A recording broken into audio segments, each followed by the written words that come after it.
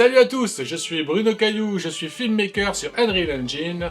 J'aime partager ma passion et ensemble aujourd'hui, nous allons apprendre à faire ça.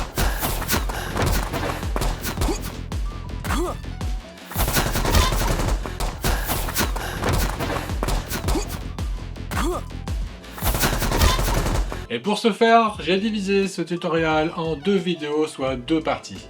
La première partie consistera à animer le personnage et à attacher la caméra, quelque chose de très simple.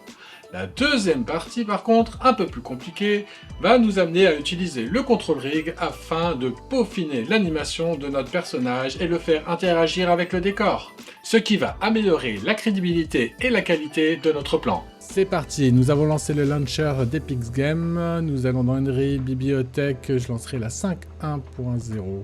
Voilà, c'est chargé. Maintenant, nous allons dans... moi, je fais toujours film, blank, starter content, ray tracing, et on va appeler le projet tuto underscore pov et action.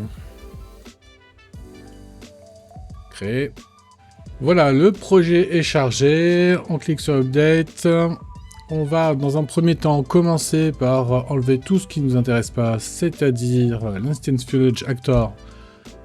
On s'en sert pas. Player Start, pareil. Et Sphere Reflection Capture, on s'en sert pas. Pour ceux qui ont des PC plutôt puissants, vous pouvez aller dans Light Source et mettre en Movable. Voilà. Ouais, et tout le reste, on le garde. Ensuite... nous allons ajouter un personnage. Pour cela, nous allons utiliser le pack de la troisième personne. Donc, on va dans Add. Add Features or Content Pack. Troisième personne, third person. Add to Project. Voilà, ça a été ajouté. On peut quitter. Ensuite, on va préparer notre projet. On va créer un level sequence. Pour ce faire, on va en haut à gauche sur le petit clap, vous appuyez dessus, Add Level Sequence. Clic droit, New Folder, et là on va se créer un dossier cinématique. Okay. Ensuite, on va enregistrer ça sous tuto, underscore, tuto, underscore, pov, underscore, action. Voilà, le séquenceur est chargé. Maintenant, nous avons besoin d'un personnage. Nous allons récupérer ce que nous avons ajouté tout à l'heure, c'est-à-dire, vous allez dans Characters, Mannequin, ensuite Meshes, et on va choisir Mani. Vous le glissez dans la scène. Les shaders vont se compiler, c'est normal. Ensuite, nous allons préparer un peu notre niveau. Qu'est-ce que l'on veut? Alors, pour ce tuto, nous allons faire courir Mani, le faire sauter sur une plateforme en dessous et le faire à nouveau courir. Nous allons le mettre dans sa position de départ. Voilà, très bien. Vous le sélectionnez, vous allez dans le séquenceur. Ensuite, Track, Add to Sequencer, Add SKM Mani. Vous pouvez constater que Mani est rigué. Ça ne nous intéresse absolument pas pour notre tutoriel. Vous sélectionnez CR Mannequin Body dans le séquenceur et vous le supprimez. Voilà. Nous, on va ajouter des animations déjà faites. Maintenant, nous allons préparer notre niveau. Rien de bien compliqué. Nous allons dupliquer le floor. Vous le sélectionnez. Il apparaît en surbrillance jaune. CTRL D. Vous le déplacez, vous le descendez. Voilà, on va regarder un peu où ça va. Très bien. Ça fait une bonne hauteur de saut quand même. À peu près 2 fois sa taille. Parfait. Ensuite, nous allons enlever le glide qui nous dérange. On va dans Show, Glide, on décoche. Voilà, c'est parfait. Nous voulons que Mani aille du point A au point B. Alors pour ce faire, vous allez dans le Transform de Mani. Vous ajoutez une clé sur le petit plus, c'est son point de départ. On va avancer jusqu'à 45 images environ et nous allons le faire avancer jusqu'au bout de la plateforme. Voilà, normalement, voilà, Mani se déplace, mais il n'y a aucune animation qui lui est assignée. Du coup, On va dans la ligne animation. Plus animation, nous allons le faire courir. Run. On va prendre la deuxième run forward. Voilà, et Mani se met à courir.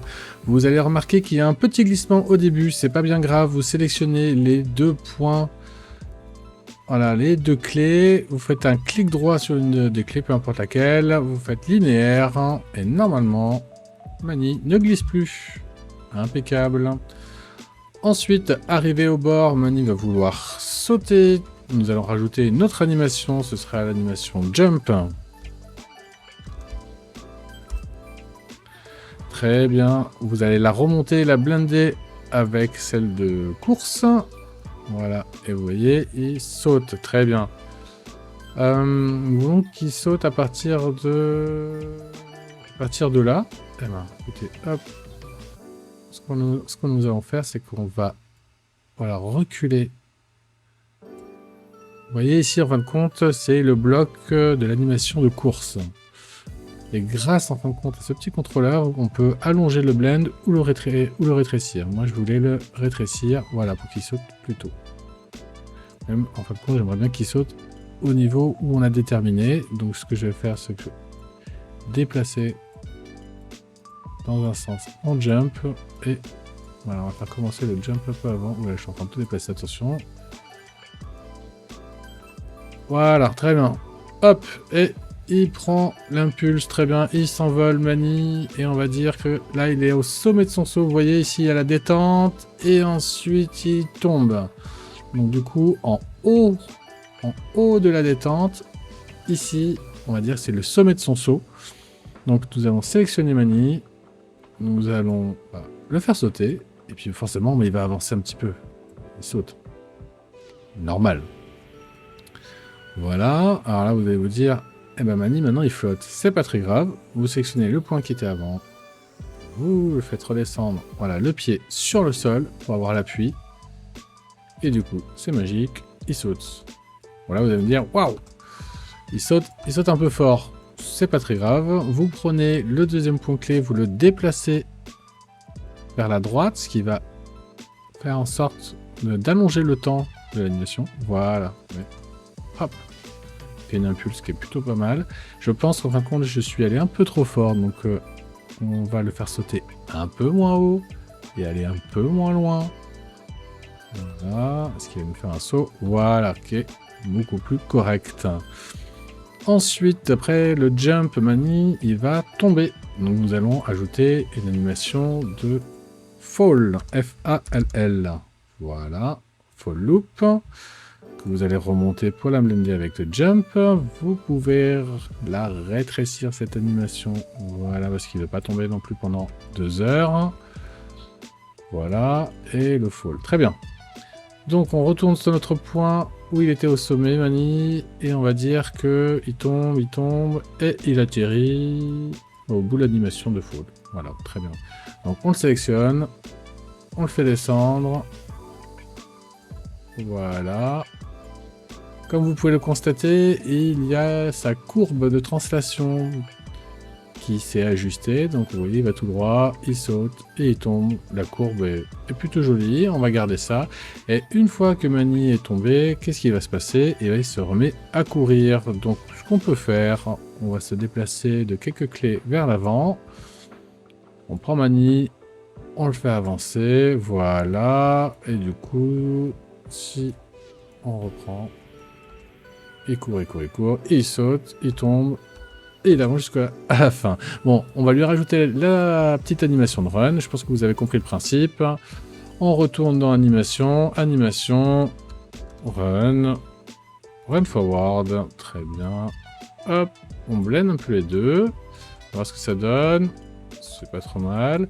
Alors, vous avez vu qu'il y a un moment, il a les pieds qui passent à travers le sol. Ça... pas très grave, on va pouvoir le corriger juste ensuite, parce qu'à la fin, il a les pieds dans le sol, oui. Donc on prend la clé de fin, c'est qu'à la fin je suis un peu trop bas. Voilà, et on met le pied sur le sol, et normalement ça devrait coller, il saute, oui. Il y a encore un pied qui passe, c'est pas très grave, c'est-à-dire que ici on est trop bas.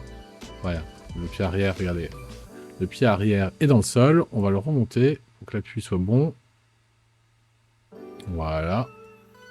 Bah, écoutez, c'est plutôt bien. Voilà, c'est pour l'exemple pour le tuto, vous compreniez le fonctionnement des blends d'animation et allier ça en fin de compte au mouvement, au déplacement de notre personnage. Voilà, et est-ce que la fin est bonne? Ouais, il glisse aussi un peu. Ce que vous allez faire, on va sélectionner les deux points clés. Voilà, clic droit, linéaire. Voilà, c'est mieux.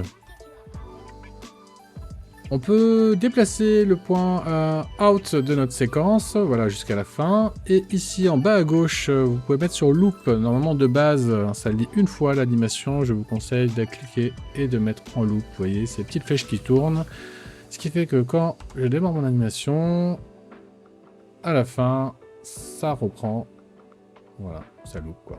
Parfait, donc maintenant, nous allons attacher la caméra. Pour ce faire, vous allez cliquer sur le bouton, l'icône caméra. Maintenant que cette caméra est créée, on va changer la focale. Pour l'instant, nous sommes à 35 mm. Nous voulons avoir un plan large pour pouvoir voir un peu les mains, les pieds. Donc nous allons nous mettre sur du 12 mm. Voilà, vous avez vu, d'un seul coup, on voit beaucoup plus de choses. Ensuite, maintenant que la caméra a été créée et que nous avons réglé la focale, nous allons l'attacher. Pour ce faire, vous allez dans Ciné Caméra Actor, Track, Attache, et vous allez choisir SKM Manie. Ensuite, un menu déroulant apparaît avec tous les bones de votre personnage. Vous allez choisir Head. La caméra est maintenant attachée à la tête et forcément, il y a un offset qui se fait aléatoire. J'ai jamais très bien compris comment il se faisait, mais en tout cas, la caméra n'est pas encore dans la tête du personnage. Il va falloir qu'on l'y place. Nous allons donc sortir, déposséder la caméra. Et ensuite, vous allez reculer, vous allez voir votre caméra et l'idée, c'est que nous allons la mettre droite. Vous utilisez l'outil de rotation. Voilà. Si vous manquez un peu de référentiel, voilà, vous pouvez voir le sol. Voilà. Grosso merdo. Très bien. Maintenant, on sélectionne la caméra. Vous prenez possession de la caméra. Et là, vous allez descendre, tourner autour de votre personnage. Et vous allez vous mettre dans sa tête. Exactement. Voilà.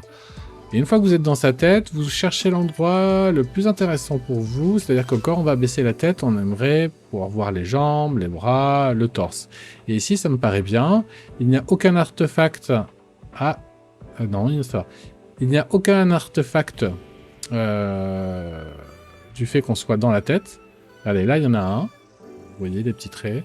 C'est que je suis dans sa tête et ça crée des artefacts. On n'en veut pas. Donc, on avance un peu. Là, regardez, quand je baisse trop la tête, on voit l'intérieur du corps. Ça ne nous intéresse pas. On avance encore un peu. Et là, on est plutôt très bien.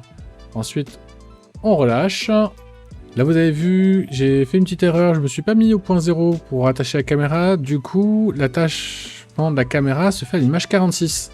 Si je reviens en arrière, ma caméra n'est plus attachée. Et quand je passe la 46e image, elle est attachée. C'est pas très grave. Vous prenez...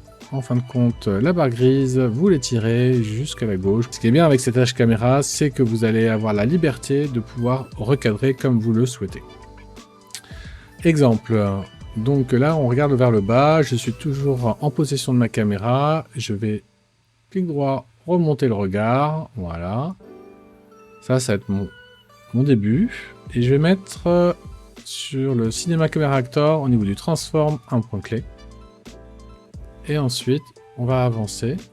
Et on va vouloir à un moment regarder vers le sol. Quand on se rapproche du vide, du bord. Donc du coup, je vais mettre un point clé entre les deux. Hop.